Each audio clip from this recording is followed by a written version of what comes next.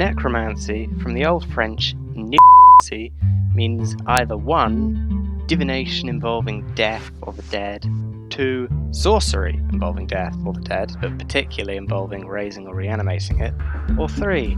Necroposting, which fortunately isn't as creepy as I thought it was going to be when I first saw the post. This staple of fantasy comes in a bunch of different flavours, ranging from the zombie armies to a useful tool for returning characters to life, at only the small cost of all future tension. So first we have the most traditional one, speaking to the dead. Traditionally speaking, mediums speak to the dead and do it via a seance, though the specific needs for the seance vary.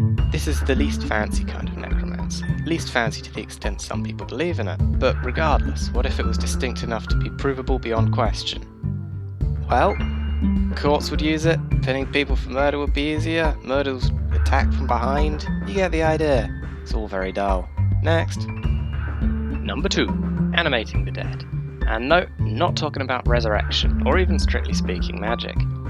Animating, at least for my purposes, is making a corpse move how you want it to. Imagine your typical golem, but instead of having to build a new, complicated body from scratch, you just use a readily available corpse. So what can you do with your new golem /zombie /inferi? Well, usually basic body functions like you walk, you bite, and you do all the other things that an easily killable henchman needs to do. Speech and fine motor control is a lot rarer, so let's start with the basic ones. Completely loyal but weak and usually short-term labour, which is good for 2 things, armies and cheap labour. Yes, in this world, instead of scaffolding, we would just send in the animated corpses of our loved ones to do the roof. Or would we? Views on the importance of a corpse vary from place to place. Sometimes you're just a soul in a body, and once you're dead, your body's the same as a broken car. And if you can recycle your old car, you probably will, though you might not want to do it in front of the family. In a culture like this, your average funeral could be discounted if you let your funeral company keep the body, or even free if they were young and healthy, especially if they have good preserval techniques for corpses. Alternatively, in a culture where the body is viewed as more important, people are more likely to go to great lengths to stop them being sold off as cheap labour, and more questionable purposes. By guarding them and leaving permanent watchers on graveyards, or, if certain elements of the body are seen as more important than others, the bones and muscles might be broken down to stop the body working if it's reanimated. Of course, the real question is, if a culture developed with corpse animation as a thing, what would it think of animation? Well, it probably depends on who develops it. If it's a trait of everyone, then it will probably be a very normal thing and could even be seen as a normal stage of life, where dead family members attend their own funerals and stay around the family until they cease to work, which does sound creepy, but in a world where everyone can animate the dead, it probably wouldn't be. Oh, and bear in mind, this is absolutely only if there's also magic to stop the smell and slow the degradation of the corpse, which seems likely in this kind of world. If they do smell, imagine the same but with less being near people. If only the learned can animate corpses, it means 2 things. First, the culture wouldn't start with necromancy, it would only get it once it had been discovered, and 2, in general only the upper classes would know how to. Now, would the upper classes want to resurrect corpses to use as labour? Probably. Would the lower classes be cool with it? At first, absolutely not.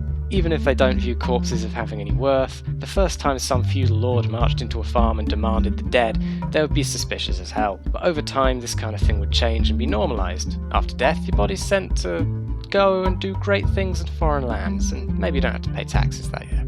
Finally, there's the Harry Potter scenario, where some people can just animate corpses and some can't. Also, maybe it's hereditary. And this also splits a few ways. Either witch hunts or the previous scenario with the government taking necromantic children from their parents. I also haven't talked about animating people to use as soldiers much here. This is because it's basically the same as animating people for labour, but you send them in as just a giant horde to attack the enemy army. Also, if necromancers can function fairly quickly, they would also be quite likely to be recruited into the army. So when you're on the battlefield, you can animate both your dead and the enemy's dead to fight against the enemy, which would be rather disturbing, but pretty normal in this kind of a world. And finally, we have the big one, true resurrection. Now, obviously the nature of resurrection varies on the scenario. For example, the resurrection stone in Harry Potter does resurrect people, but only in the sense of ever so slightly. They're not truly back, even if they are on Earth again. But in all honesty, that kind of resurrection is basically just a repeat of seances. So we're going to talk about true, unambiguous resurrection.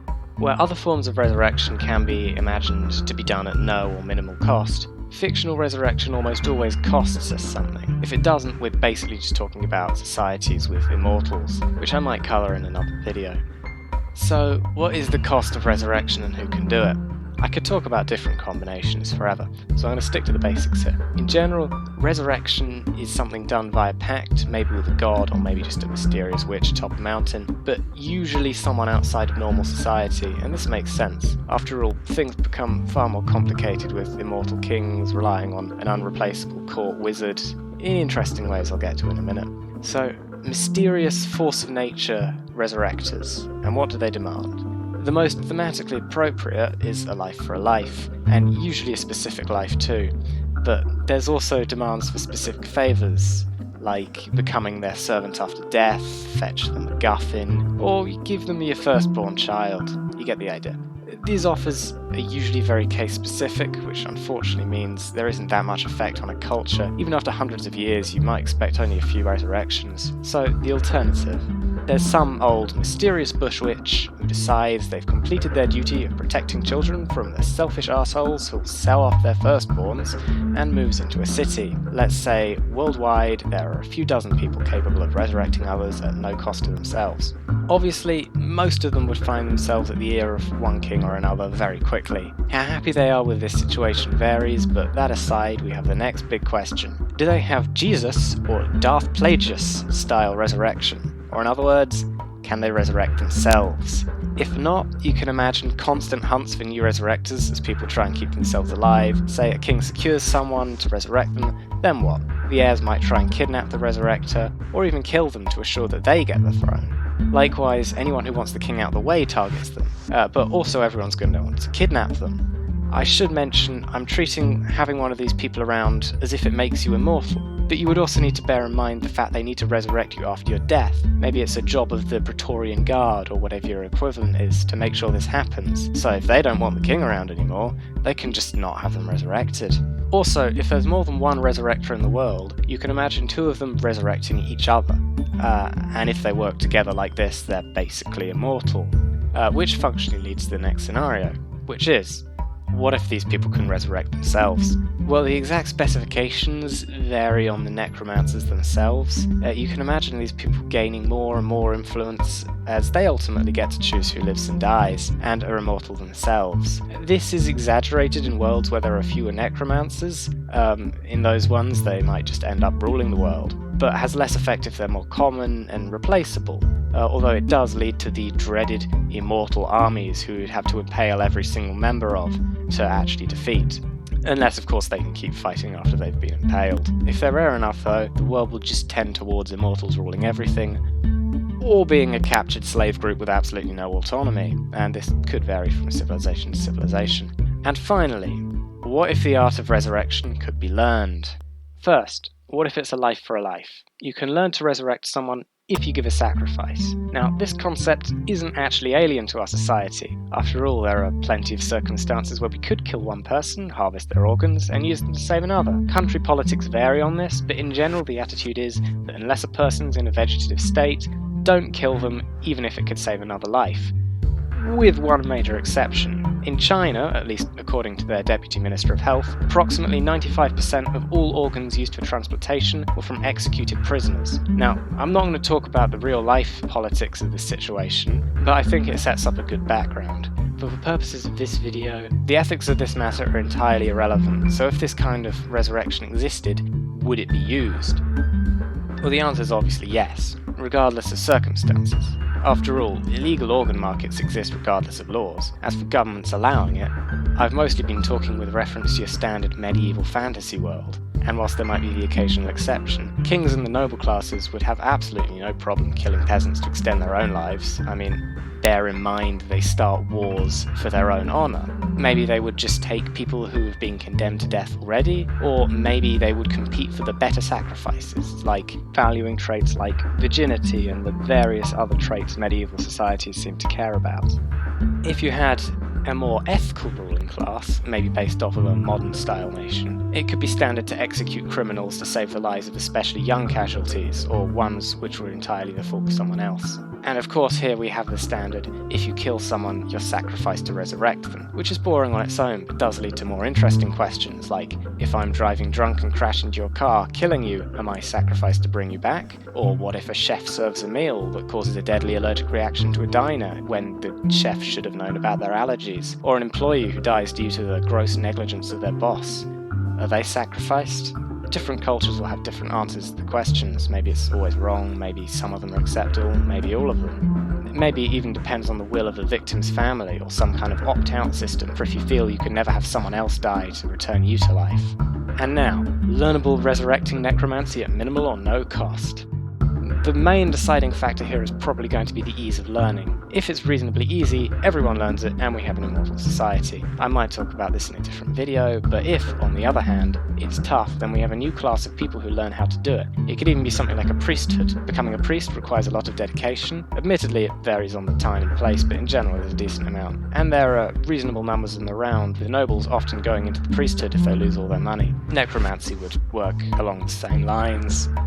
Now throughout this, I've been fairly vague about the state of people after resurrection, and of course, whether resurrected people come back young and healthy or just as old as before would have a big impact. I haven't really discussed it because it's generally boring. In general, if it's a scenario where everyone is a necromancer, people would just live longer and eventually ask not to be resurrected. These societies would all, by necessity, be fine with euthanasia, but that's the only real major change other than a slightly longer life expectancy. But for learnable resurrecting necromancy at minimal or no cost, admittedly a name worthy of a Kingdom of Hearts title, you would need a careful balance of how resurrected people are to how many priests exist to keep things functioning relatively normal, and keep them more than your average physician, but less than your average god. And as I close this video out, I would like to point out the irony of how we've taken necromancers, such beings of darkness, and turned them into priests. Please also bear in mind, this is just a whole bunch of undetailed scenarios for small different versions of necromancy, and admittedly a number of them could be wrong, and I could take any of them way further. But I've only got so much time to write this script, and even as I write it, I'm watching the PC render frame that is 12,365 of my background animation, and admittedly it only took 0.29 seconds, but animating the video is probably going to take forever too. Since this is a YouTube video, I think I'm obliged to ask you to like, subscribe, pledge your soul to Yatch, click the bell button, and leave a comment. I don't actually know if I'm ever going to upload here again, but it would be nice.